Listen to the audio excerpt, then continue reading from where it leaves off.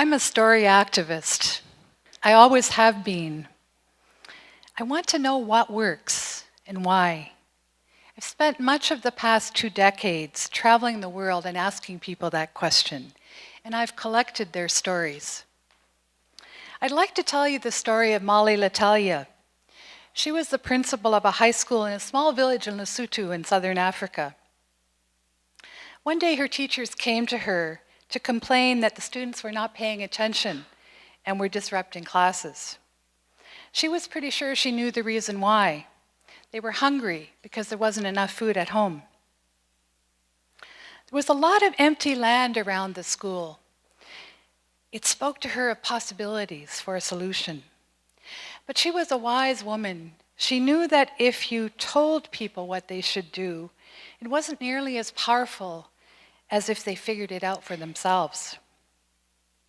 So she began to gently raise the question, how do we nourish our children?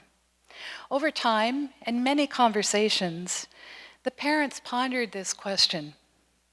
Then when the time seemed right, she held a meeting, and the parents decided to create a garden around the school to feed their children. She found a small South African NGO that promoted small-scale organic gardening. That NGO sat with the farmers, learning from their knowledge and sharing how farmers elsewhere had learned to increase their crop yields. The parents set to work, and in 2 months, the domestic science students were turning those crops into breakfasts and lunches. The problem of inattention in classes disappeared like magic. But not just that. The village's food security also improved dramatically. Using the new approaches, farmers were able to double the crops from their own fields. A neighboring school heard about the project and came to learn more. Within 3 years, 58 schools had such projects. Over time, it spread to 4 more districts, and soon there were 200 schools involved. Done neighbor to neighbor, Mrs. Letelier's food security idea not only took root in her own village, but it spread and it grew. Why do I tell this story?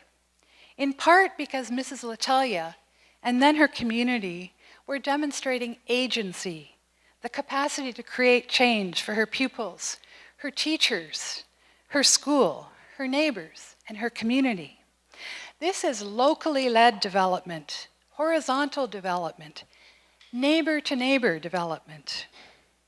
It's the polar opposite of vertical development, where experts prescribe solutions for those who are not thought to be able to solve their own problems.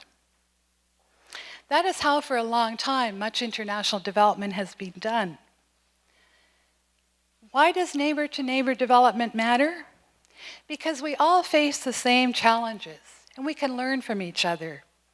In healthcare, climate change, and economic development, communities around the globe have created innovative, cost-effective, peer-to-peer solutions. And they may be unexpected. Illiterate older women working as solar engineers, electrifying their villages with light. Revitalizing communities in India and Africa by bringing water back, reversing desertification, and combating drought. A locally driven public health initiative that answered the World Health Organization call to address the devastating effects of river blindness in Africa. Here in North America, neighbors are used to sharing our problems and solutions. We learn from one another. We help one another. We share with and support each other. For example, from Housing First, we've learned that it works best to house people who are homeless first, and then work with them to address their personal challenge. But something else often seems to happen when we do international development. Suddenly we shift over to expert-led approaches where we prescribe for others.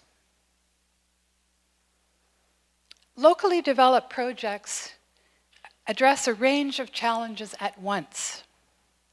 Who would have thought that an abandoned factory in remote Swaziland making small glass figurines could be the catalyst for creating community jobs, large-scale glass recycling, and groundbreaking wildlife conservation.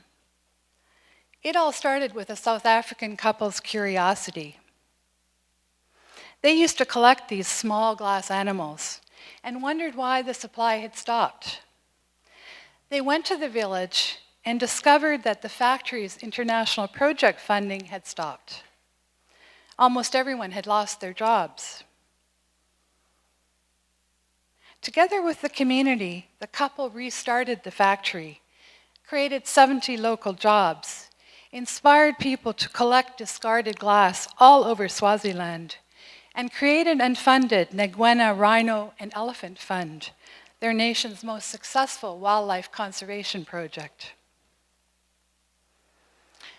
We know that we live in an interconnected world. Our problems are increasingly complex and shared, so we need to draw on our interconnected resources to solve them. Many of these solutions come from what we used to call the developing world, where people must do more with less, thus supporting innovation.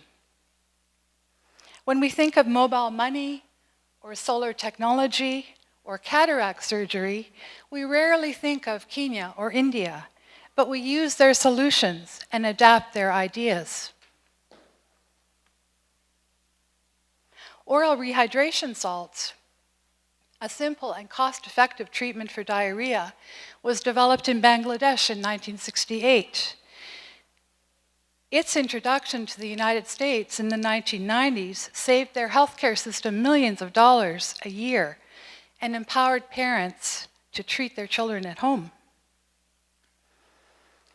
The world's cities and mayors are already coming together in this neighbor-to-neighbor process. They are the level of government to whom we're closest and are open to seeing new possibilities in things citizens are doing for themselves. For example, here in Victoria, Mayor Lisa Helps regularly invites citizens to open community drop-ins for tea and conversation. With their citizens and with each other across the world, cities are offering us neighbor-to-neighbor development scaled up a notch.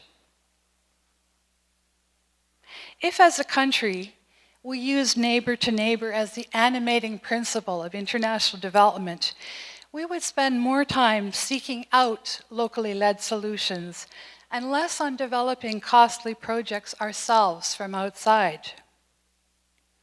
Empowering citizens as partners could increase our spending power. Shared financing platforms like Kiva and Global Giving let individuals support people's projects and businesses on the other side of the world.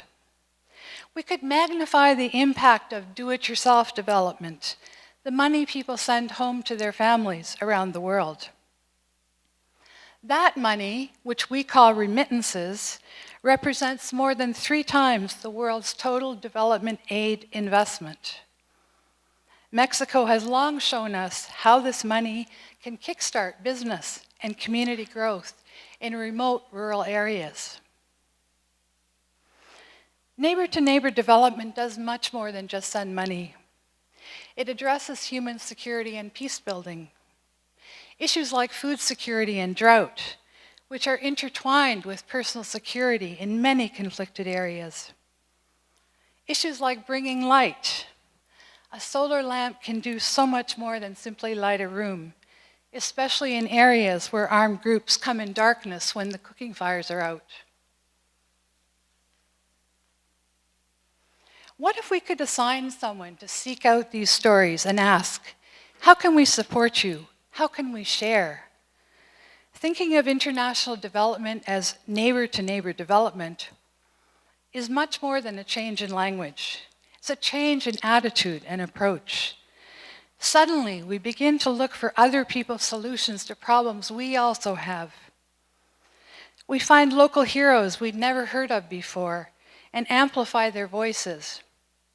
Because people in capital cities often don't know about innovative rural projects in their own countries. We become more humble, seeking knowledge as well as sharing it. We find that there are brilliant lessons to be learned and wonderful stories to be shared everywhere we look.